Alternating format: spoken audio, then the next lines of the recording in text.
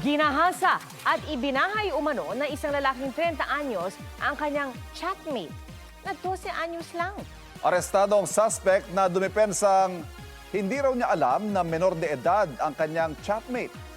Nakatutok si Jomer Presto, exclusive.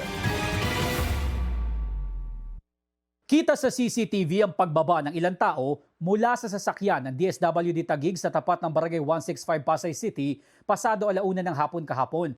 Nakunan rin ang isang lalaking nakaputi na nakaposa sa mga kamay at dinala sa barangay hall. Ayon sa barangay, residente nila ang 30 anyos na lalaking nakaposas.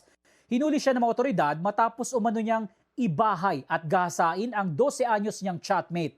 3 araw nang hindi umuwi yung bata kaya nag-worry yung magulang at hinanap niya yung kanyang mga anak.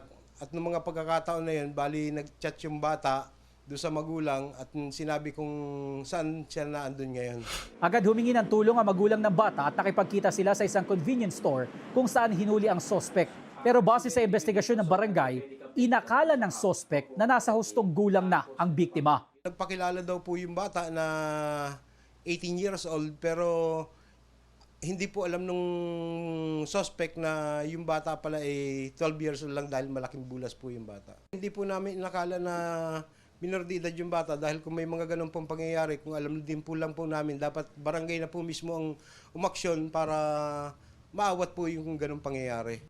Sa investigasyon ng Pasay City Police Station, August 18 na makipagkita ang biktima sa suspect at nag-check-in sila sa isang hotel sa Pasay City. Pagkatapos ay inuwi ng suspect sa kanilang bahay ang menor de edad na biktima pero ayon sa pamilya ng suspect, hindi nito ginahasa ang biktima. Kinaumagahan, nag-i-bike yung anak ko Kasama pa po yung bata Pwede siyang sumigaw anytime.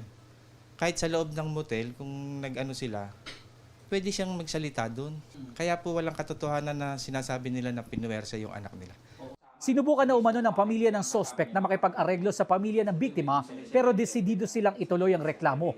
Nasa kustodiya na ng Pasay City Police Station ang suspect na sasampahan ng reklamong paglabag sa RA 11648 o ang Act Promoting for Stronger Protection Against Rape and Sexual Exploitation and Abuse. Sinusubukan pa namin siyang makunan ng pahayag at ang pamilya ng biktima.